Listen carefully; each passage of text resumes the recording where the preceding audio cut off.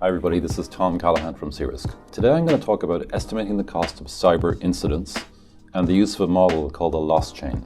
So a frequent, question we get in the industry is how much will a cyber incident cost me? There are many sources of information available which provide kind of general, high-level, generic stats around the cost of cyber incidents. However, these tend to be averaged out. They focus on perhaps an industry and the size of a company, but they're still very high level. And although useful to a certain degree, I wonder really can they be applied to decisions within organizations. Today I'm going to talk about how you can think about cyber loss and the loss of an incident which is specific to your organization and also specific to different types of risk scenarios. So when we look at the cost of cyber incidents, we're going to use the FAIR methodology and model to quantify the financial impact of a cyber incident for your organization. FAIR allows you to decompose a risk into frequency, the probability of it happening, but also the probable range of impacts. And FAIR provides the concept of different loss types. So we can decompose a risk scenario into the different forms of loss that is probable for that specific incident. And this is a really interesting and useful tool. So I mentioned that the impact of a risk scenario can be broken down into different loss types. So what do we mean by a loss type? Well, when a risk scenario occurs and an incident happens, it basically sets off a sequence of events, and those events are spread across different timelines and they have different types of costs. So an incident occurs, we start with incident response, then we go on to recovery. Very often we engage external legal advice. We have to perform some form of forensics. That may have an impact on the organization in terms of availability of services, which may delay revenue, which might impact our profitability, which might then lead to some future competitive advantage. If we leak data, it might result in some legal litigation between ourselves and external parties or vice versa, and there may be some regulatory fines.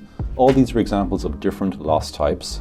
And these different loss types occur over different timelines. In the industry, we tend to focus on trying to prevent incidents occurring. And in terms of risk model, this means reducing frequency. But very often, we also need to devote resources to recovering an incident quickly, but also reducing the cost of that incident. And this is where we think about the concept of the loss chain. So at C-Risk, after spending some time gaining experience with our clients, we've developed the concept of the loss chain.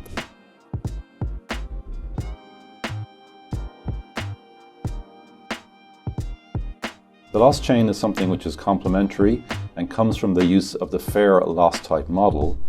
It lets us look at not only how we can decompose impact into different loss types, but how those loss types occur over time and how they interact with each other and how they're linked to the controls that one can use to reduce the impact of each loss, but also the timing of that loss. Most controls we think about are technical controls, things like, detecting malware, patching vulnerabilities, but there are also controls around responding to an incident. Incident management is effectively a control, and within incident management, how you deal with an incident from a legal perspective is also an example of a control. So by developing a loss chain approach, we can think about how we can reduce the probable impact of each loss type over time. Loss chain is a bit like a kill chain or an attack chain. There's a huge focus in the industry on MITRE ATT&CK and the idea of kill chains. They're extremely useful tools and very useful in risk management. So let me summarize this brief conversation on how we can estimate loss of an incident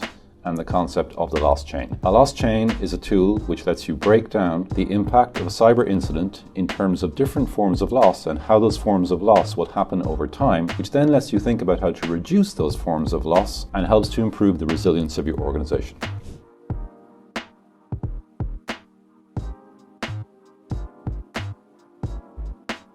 I hope this was useful. Thank you for listening to me today. We have a series of other videos on how to use risk quantification to support business decisions. We have some videos which focus on how to better define the assets one can put into a risk scenario and how to express the output in different formats. And if you'd like further information on this topic, please check out the blog on our website. There are a series of articles which dig into some of these topics in more detail. Thank you.